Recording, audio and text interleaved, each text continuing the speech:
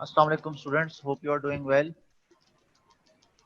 This is Dr. Hasib and today we are going to discuss one of the five special senses, that is equilibrium. So by the end of today's session, inshallah, you will be able to enumerate the components of vestibular system. What is vestibular system? What are the different parts of vestibular system? Then we will discuss the mechanism of receptor stimulation when we rotate head to either left or right side. And at the end of today's discussion, we will discuss the vestibular pathway, focusing on the vestibular spinal pathway. So these are the three learning objectives for today's session. So let's begin. So as we all know, we have five special senses, and the students they tend to forget the fifth special sense, especially in your professional Viva exam. uh, there's a tendency that students they forget the fifth special sense, and this is equilibrium. So today we are going to discuss equilibrium or balance. So the function of equilibrium is performed by the internal ear. As we all know, ear can be divided into three components: external ear, middle ear, and inner ear or the labyrinth. So not only ears are responsible for the sense of hearing, one of the five special senses, but these internal ears they also contribute in maintenance of equilibrium or balance.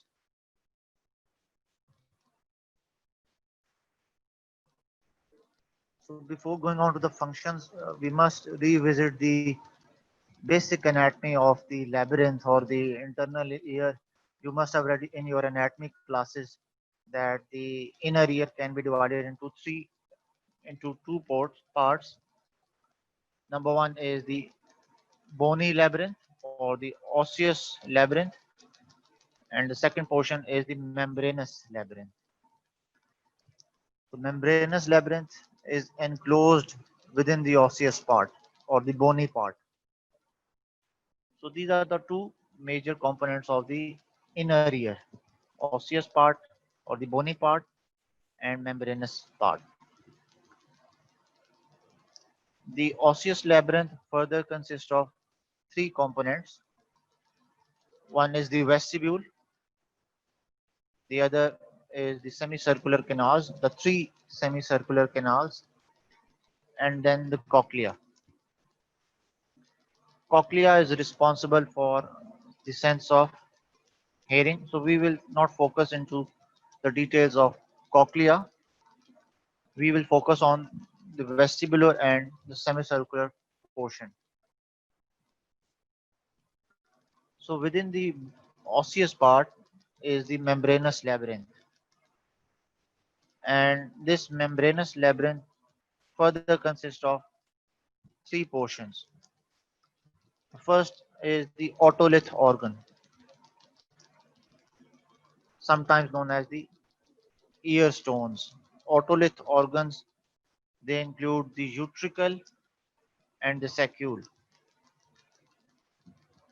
Besides, we have three semicircular canals: anterior, posterior, or the horizontal, also known as the lateral semicircular canal. And the third component is the duct of cochlea. So this is the basic anatomy of the inner ear: bony labyrinth and enclosing the membranous labyrinth. Bony labyrinth consists of vestibule, semicircular canals, and cochlea.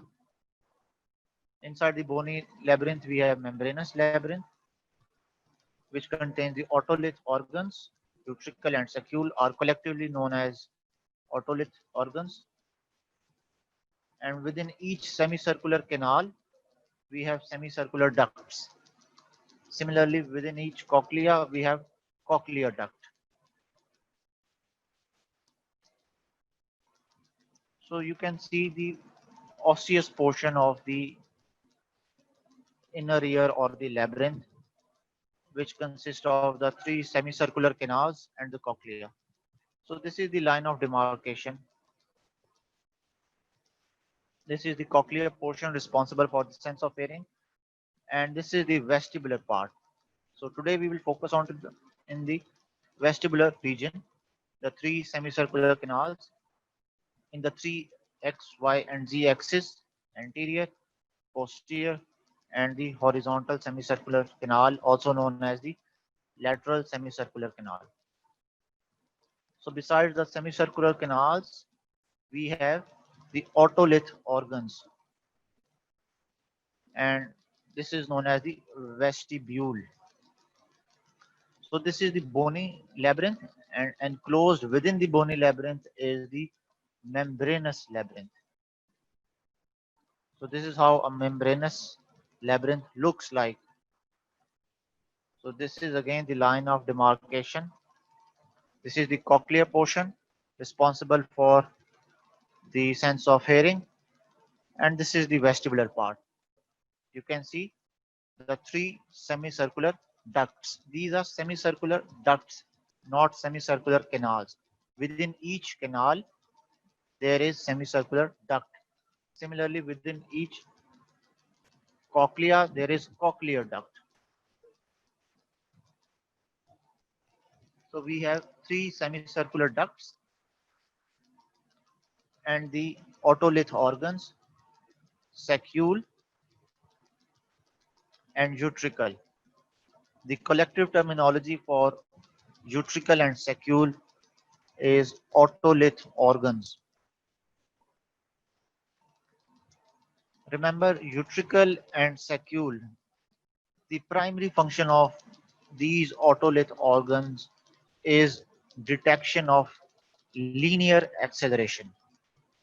I repeat, the primary function of these otolith organs, including utricle and saccule, is detection of linear acceleration or linear rotation. So they have contribution in maintenance of static equilibrium.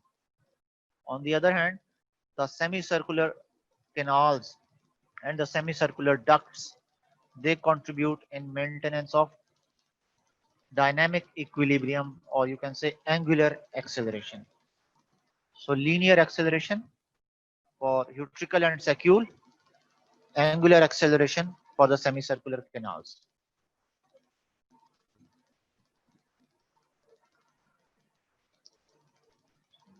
So you should not get confused by the terminologies like vestibular system, vestibular apparatus, or membranous labyrinth. So there is overlap between these two terminologies.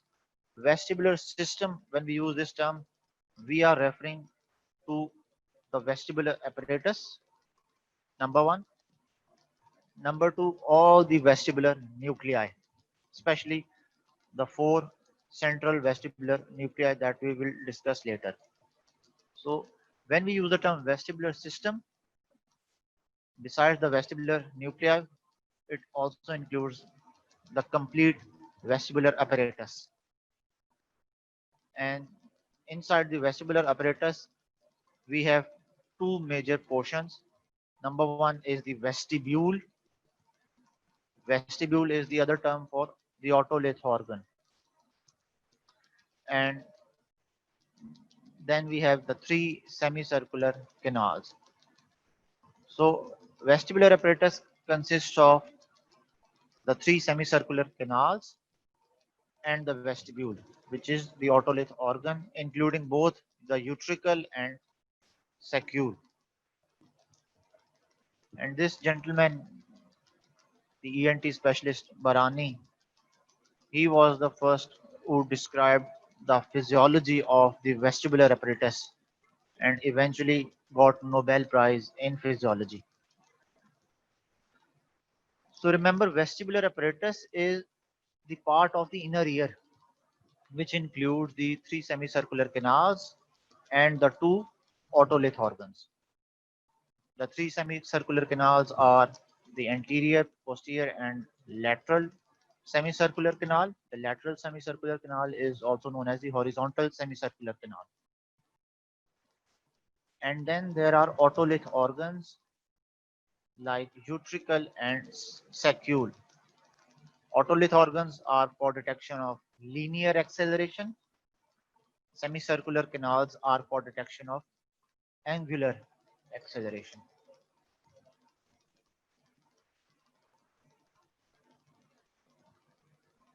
So the complete vestibular system is for detection of both angular and linear acceleration, where angular acceleration is detected by the semicircular canals and linear acceleration is detected by the otolith organs, namely utricle and saccule.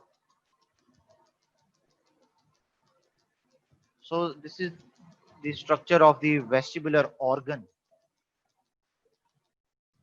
which is the part of the inner ear or the membranous labyrinth. So remember, at the junction of the vestibule and the semicircular canal, there is a small dilatation which connects the semicircular canal with the vestibule. And this junction, which connects the semicircular canal with the vestibular portion, is known as ampulla.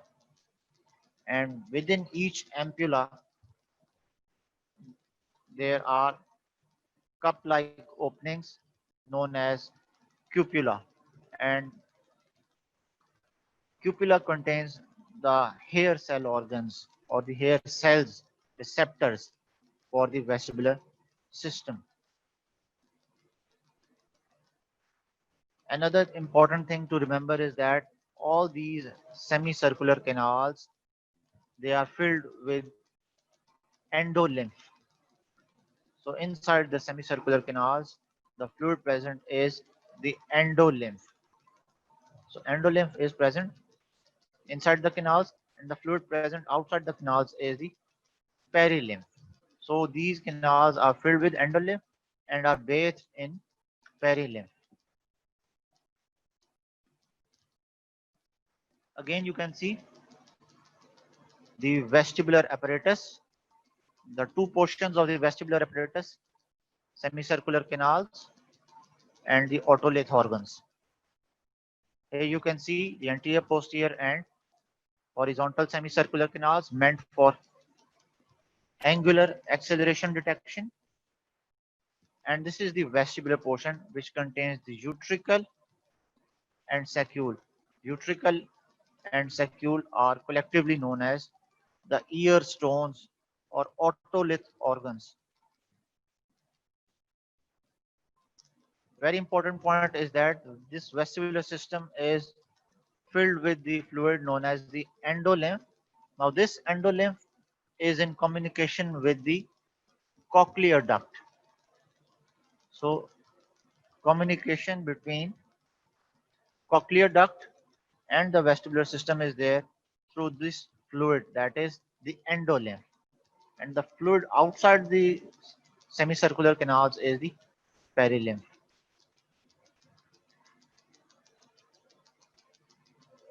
Here you can see this is the vestibular portion.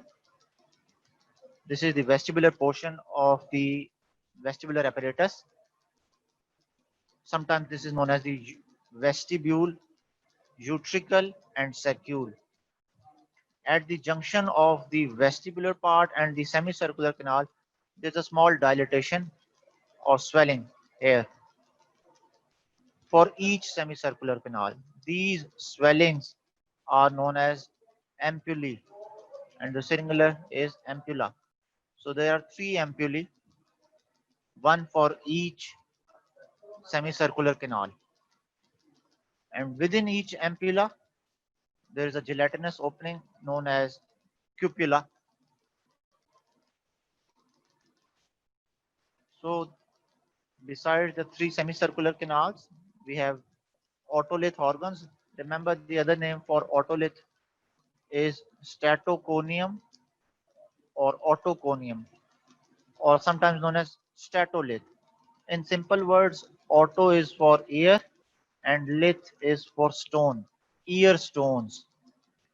So these ear stones or otolith, these are made up of calcium carbonate and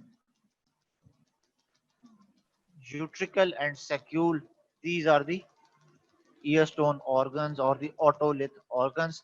Both are meant for detection of linear acceleration. This is the thing to remember. The primary function of the otolith organ is maintenance of static equilibrium, or you can say linear rotation and linear acceleration. Unlike the semicircular canals, which contribute in maintenance of dynamic equilibrium and they play their part in angular acceleration.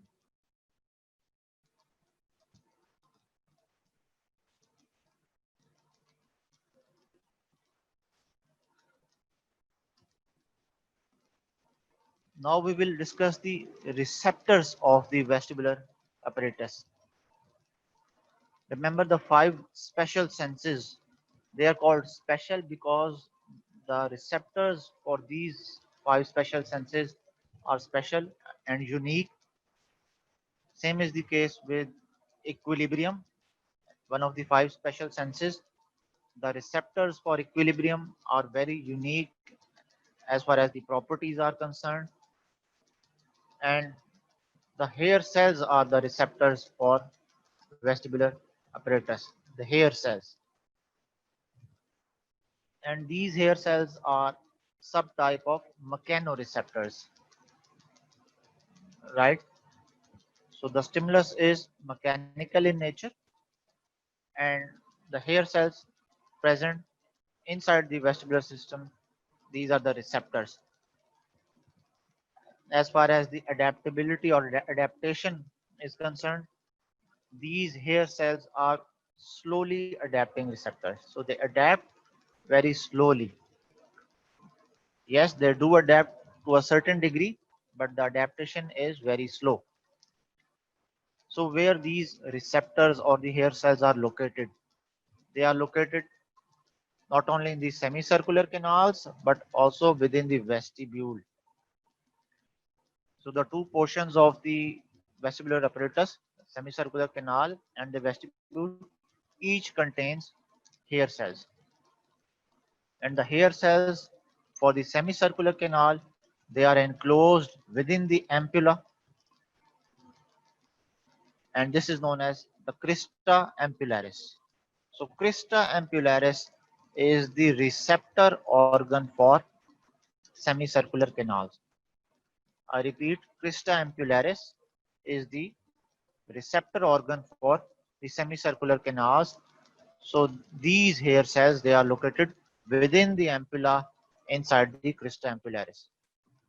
And similar hair cells are also present in the otolith organs, that is utricle and saccule. And both are located inside a tissue mass known as macula, and the plural is maculae. So separate macula for utricle and separate macula for saccule. And these maculae, these are the sensory organs for the vestibular portion. So remember that the receptors for the vestibular apparatus, they are the hair cells inside the crista ampullaris for semicircular canals, plus the hair cells inside the maculae of the utricle and saccule. So the stimulus will be detected by these hair cells.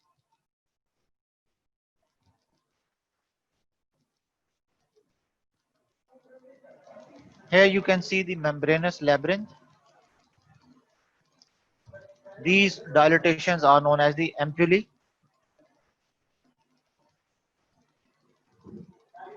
Here, the junction between the vestibule and the semicircular canal. This is the ampullae. One ampulla, second ampulla, and third ampulla. So within each ampulla, there is crista ampullaris, and this is the microstructure of crista ampullaris. You can see the hair cells these hair cells, they are projecting towards the cupula. These are fine hair cells. These hair cells are the receptor organs and they are enclosed within the gelatinous structure known as cupula. So this cupula is within the ampulla, and the complete structure, which includes the hair cells, the gelatinous mass of cupula, and the fibers, is known as the crista ampullaris. So crista ampullaris is the sensory organ or the receptor organ for the semicircular canals. Similarly, the sensory organ for the utricle and saccule is the macula. Macula is for utricle and saccule. You can see this is the utricle and here is the saccule. Both utricle and saccule, these are meant for linear acceleration.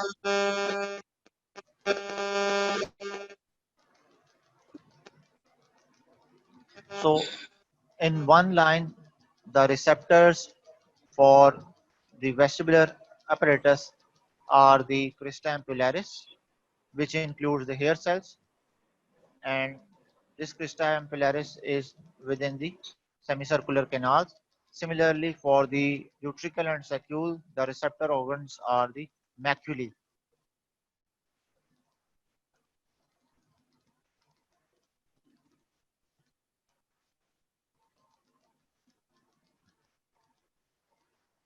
So, how do these receptors are stimulated? Whenever there is head rotation to any one side, these hair cells they bend, and the direction in which these hair cells bend will determine whether the hair cells are getting excited or inhibited. For example,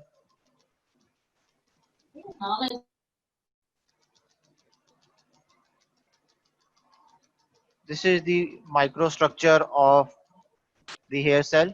These are the hair cells projecting outwards. These are known as the stereocilia. These small hair cells are known as stereocilia.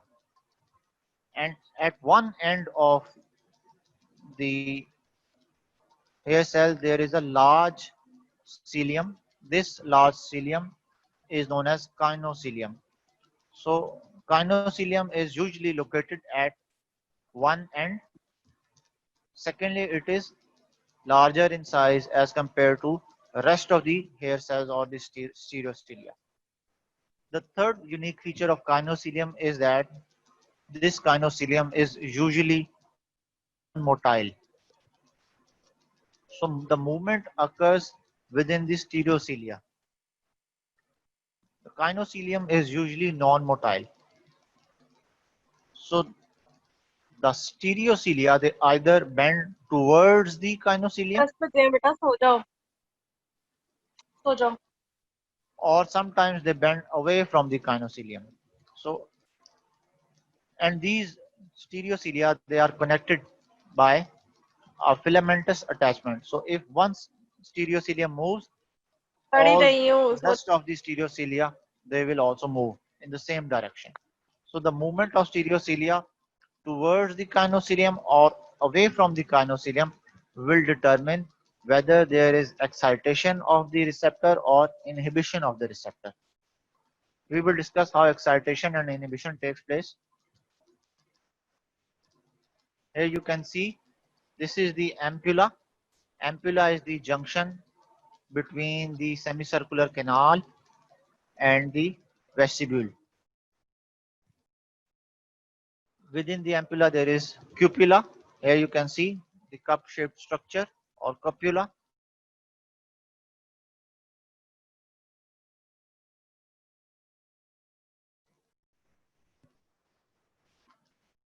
And here are the hair cells, the stereocilia projecting upwards. And the fluid present is the endolymph. So endolymph is the fluid inside and perilymph is the fluid outside the semicircular canal. So this is the crista ampullaris. Crista ampullaris is the receptor organ for the semicircular canal. The receptor organ for the utricle and saccule is macula. So separate macula for utricle and separate macula for saccule. You can see this is utricle. This is utricle, which is horizontally placed. So the utricle is horizontally placed and the direction of the stereocilia is on the vertical plane or the vertical axis. Similarly, if you see the saccule, this is saccule. Saccule is vertically placed and the direction of the stereocilia is on the horizontal axis. So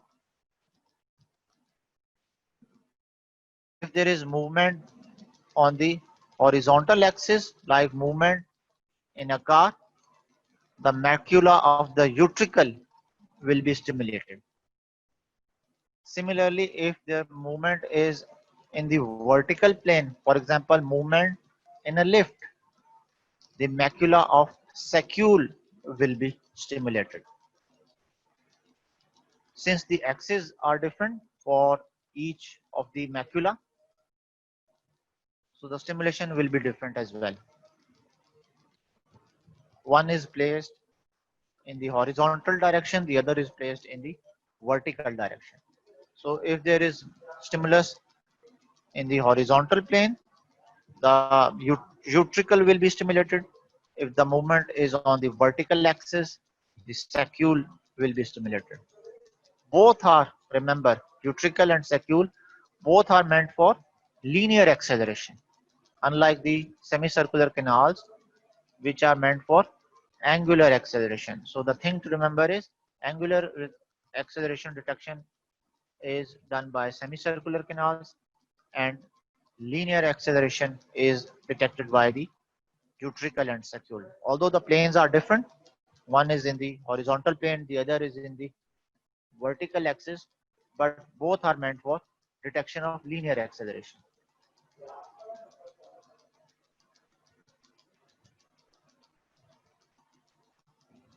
Again, you can see the structure of the ampulla. This is the semicircular canal, and this is the vestibular portion, and this is the ampulla. Within the ampulla, we have crista ampullaris. Here you can see the hair cells projecting upwards. These are the hair cells, and this crista ampullaris is the receptor organ for the semicircular canal.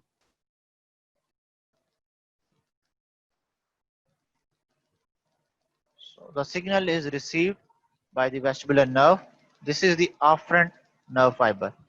So the signal will be received, the input will be received through this afferent nerve fiber.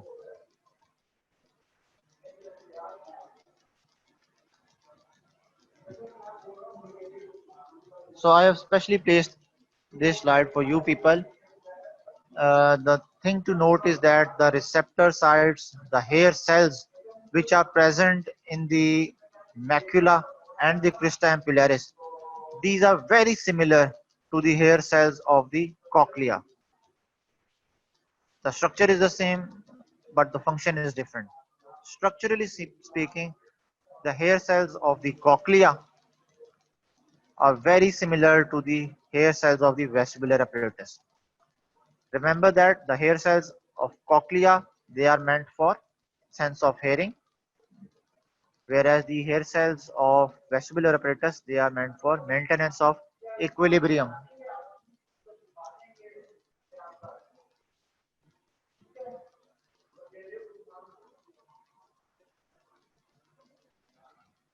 Now this is the microstructure of the stereocilia.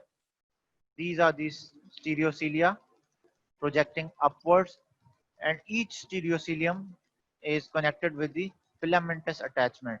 So movement of one stereocilium causes movement of the rest of the cilia. And this is the largest cilium, usually placed at one end. This is known as kinocilium. So kinocilium is large in size, number one. Secondly, it is placed at one end, whether right or left. Thirdly, this kinocilium is non-motile. So movement takes place within the stereocilia. The stereocilia will move either towards the kinocilium or away from the kinocilium.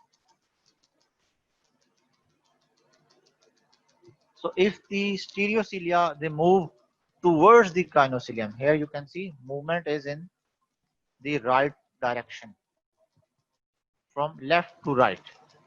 So stereocilia are bending or tilting towards this kinocilium. Here you can see.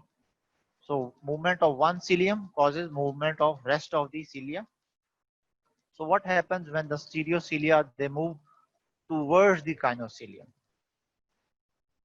So movement towards the kinocilium will causes excitation of the hair cells.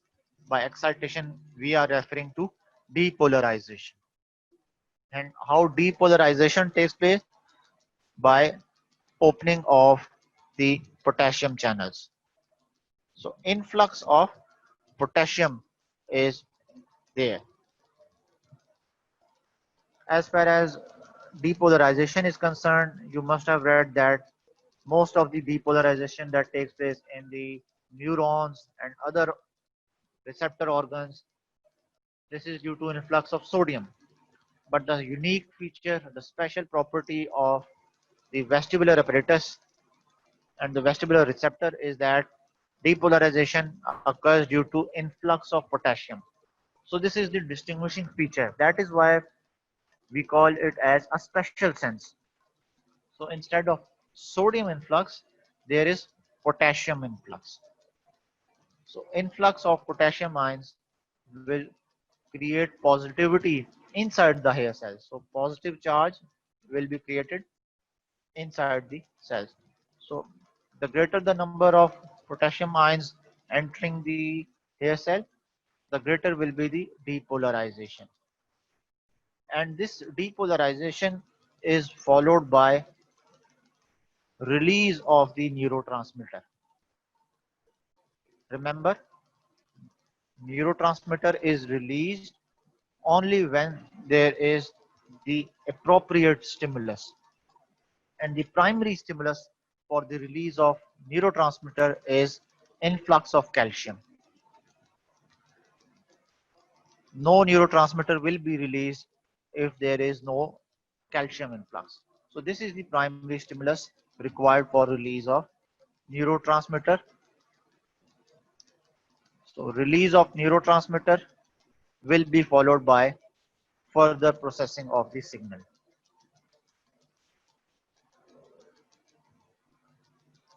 Sometimes the stereocilia they move to the opposite side. Here you can see the stereocilia they are moving from right to left. You can see they are tilting away from the kinocilium. So movement of stereocilium away from the kinocilium will cause inhibition of the hair cell, and this inhibition is known as hyperpolarization. So what happens during hyperpolarization? No potassium influx will be there.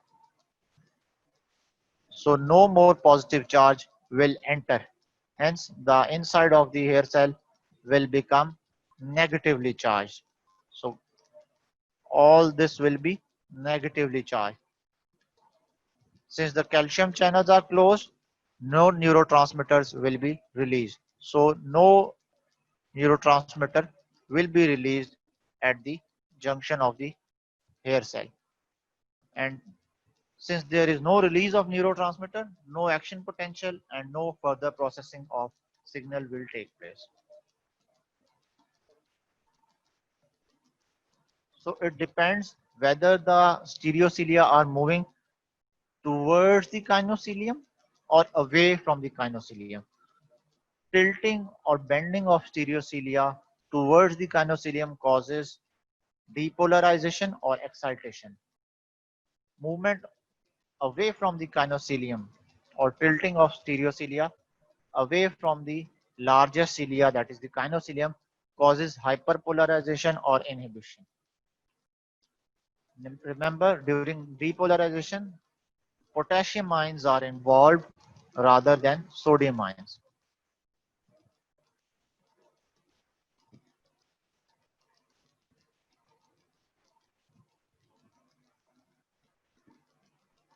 So this is the microstructure. You can see the small stereocilium, the motile stereocilia, which move either towards the kinocilium or away from the kinocilium. The kinocilium is located at one end. This kinocilium is larger in size, as you can see, plus it is located at one end, whether right or left. And thirdly, this is non-motile. So this is the microstructure of the hair cells. If these hair cells, stereocilia, they move towards the kinocilium, this will cause excitation or depolarization. On the other hand, if the stereocilia they move away from the kinocilium, this will cause inhibition or hyperpolarization. So when you rotate your head to either left side or right side, what happens to these stereocilia? Suppose this is the left lateral semicircular canal here, and this is the right lateral semicircular canal.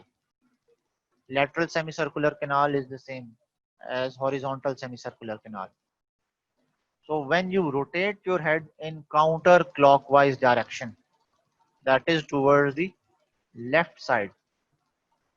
So movement in the counterclockwise direction is towards the left side. So what happens when you rotate your head to the left side? You can see the left horizontal semicircular canal is depolarized. This will cause excitation and development of action potential. I repeat, movement of or rotation of head towards the left side will cause excitation within the left horizontal semicircular canal. You can see the stereocilia, they are bending towards the kinocilium. This will cause excitation. If you see on the opposite side, the stereocilia, they are moving away from the kinocilium. So there is hyperpolarization or inhibition at the opposite side.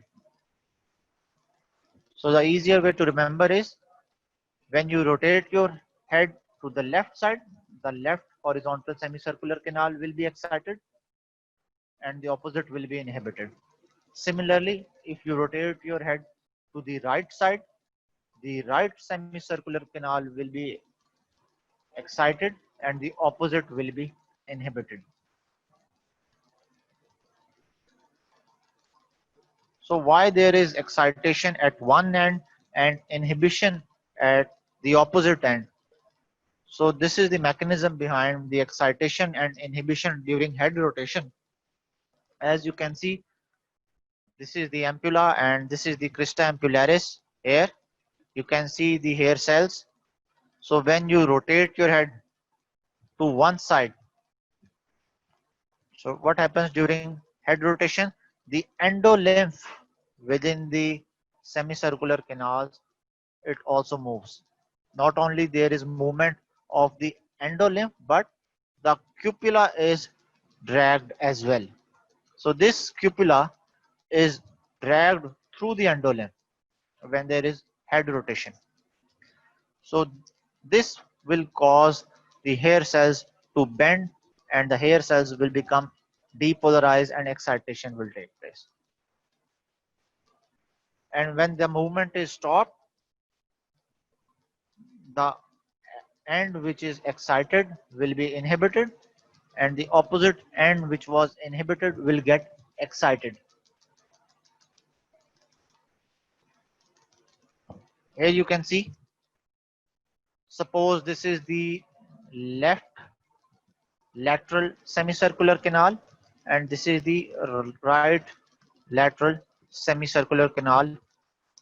This is the direction of the stereocilium. You can see the stereocilia are vertically placed when there is no head rotation, right? And when you rotate your head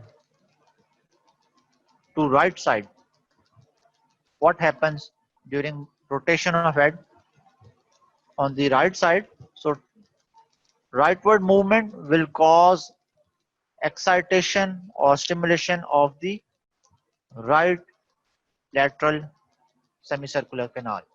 As you can see, the stereocilia, they are bending towards the kinocilium, and this will cause excitation. The mechanism we have already covered. Potassium influx is there. Potassium influx will be followed by calcium influx and release of neurotransmitter. And that is the reason a full blown action potential proceeds. So when there is head rotation to the right side, endolymph moves towards the right side. In the right semicircular canal, this will cause excitation. The cupula is dragged through the endolymph, and that is the reason there is inhibition or hyperpolarization at the opposite end. And all this is due to inertia. The inertia of the cupula is different from the inertia of the endolymph. So the endolymph continues to flow for an extra period of time. And this is the time at the this is the direction of the stereocilia at the end of rotation. You can see the end which was excited early on the right semicircular canal. At the end of rotation, now this is inhibited. And the left semicircular canal which was inhibited at the onset of rotation will now be excited. So to summarize, whenever there is head rotation to either right side or left side, this will cause the endolymph to move. Not only the endolymph rotates, but the cupula is dragged through the endolymph as well.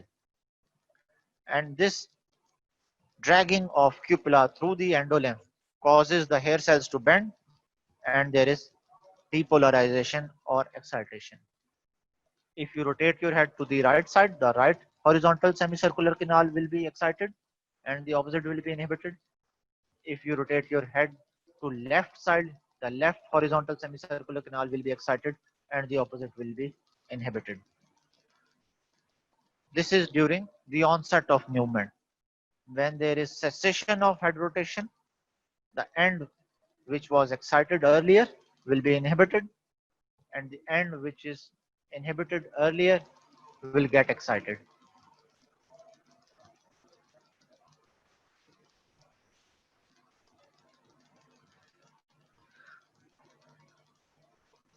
Now we will discuss the vestibular pathway or the central vestibular pathway.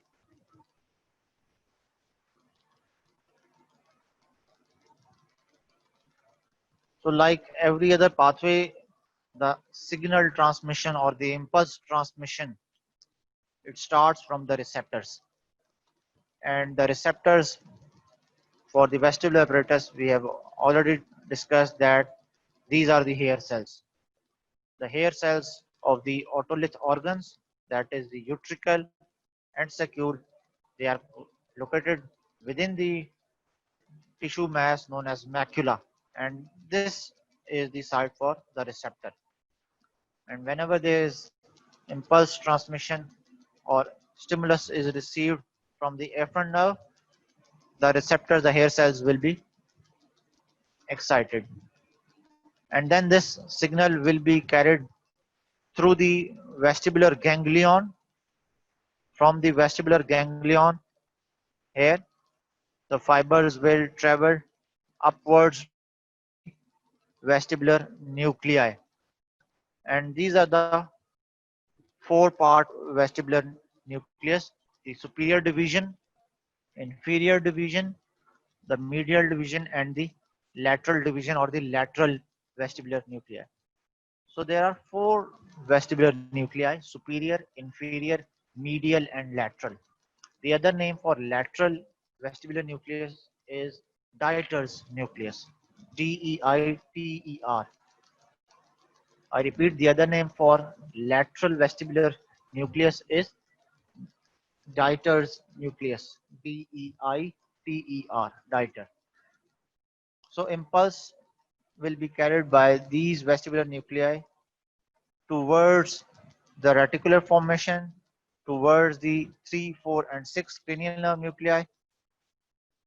Some will be carried by the vestibulospinal tract, and these fibers will terminate within the spinal cord. Some of the fibers will be carried upwards towards the reticular formation. There are other fibers which terminate at the 3rd, 4th, and 6th cranial nerve nuclei. The remaining fibers, they ascend till the level of thalamus, and the remaining chunk will terminate at the cerebrum.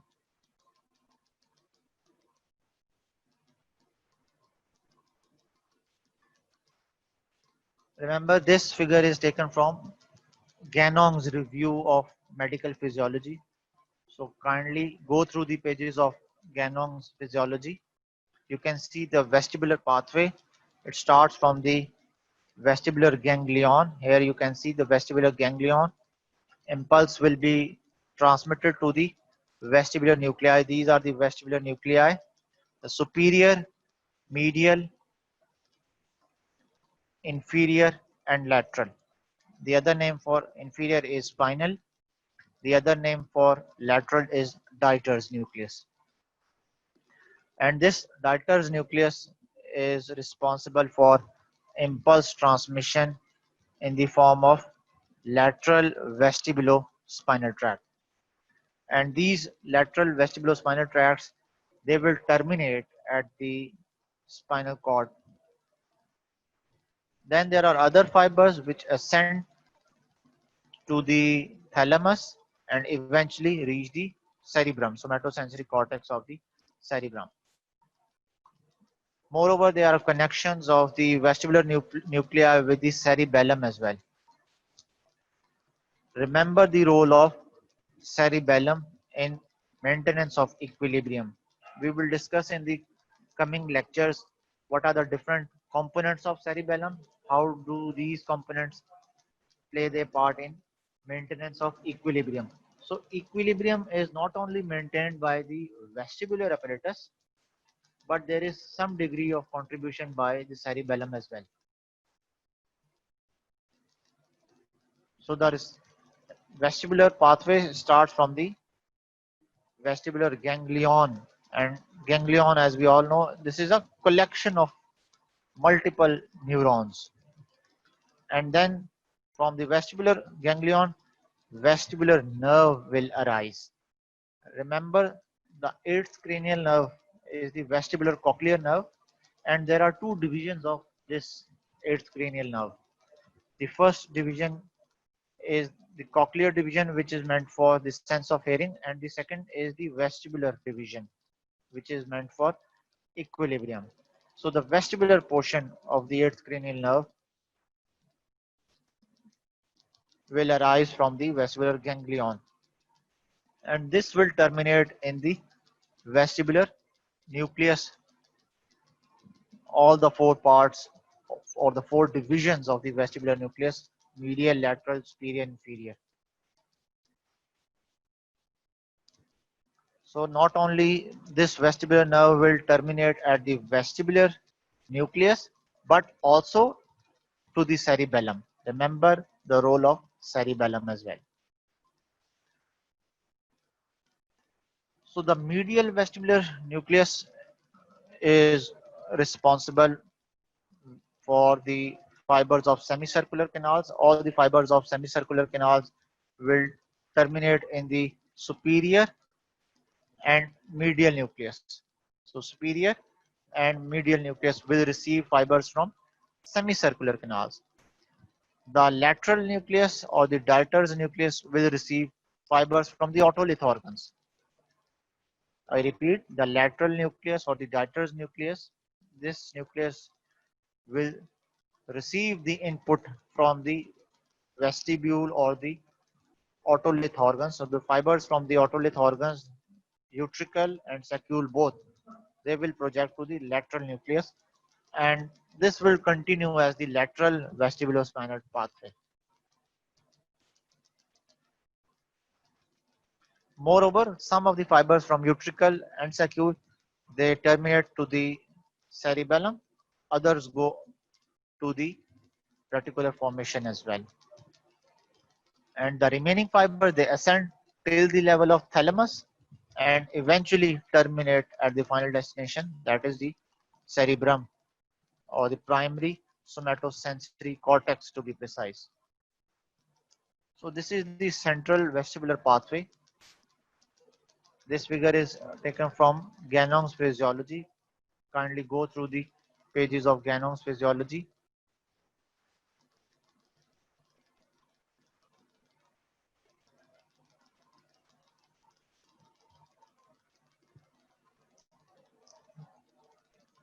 Remember the role of the third, fourth, and sixth cranial nerve nuclei.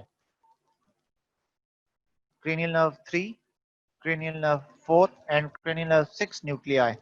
Some of the fibers, they will ascend and terminate at these cranial nerve nuclei, and 3, 4, 6 cranial nerve nuclei, these are the nuclei, these are the cranial nerves responsible for the extraocular movements. So the fibers from the vestibular ganglion, they not only terminate to the vestibular nucleus, they also terminate to the cerebellum, they also terminate to the reticular formation. Some of the fibers, they go to the thalamus, some of the fibers, they terminate to the cortex, and remaining fibers, a few part of the fibers, they terminate at the 3, 4, and 6 cranial nerve nuclei. So as far as the lateral vestibulospinal tract is concerned, the input is from the vestibular nuclei, and this will continue as the lateral vestibulospinal tract through the medulla and enter the anterior white column of the spinal cord, and the site of termination is the anterior gray horn of the spinal cord, the interneurons of the anterior gray horns. I'm going through these slides quickly because we have already discussed the vestibulospinal tract in detail in the last lecture as well.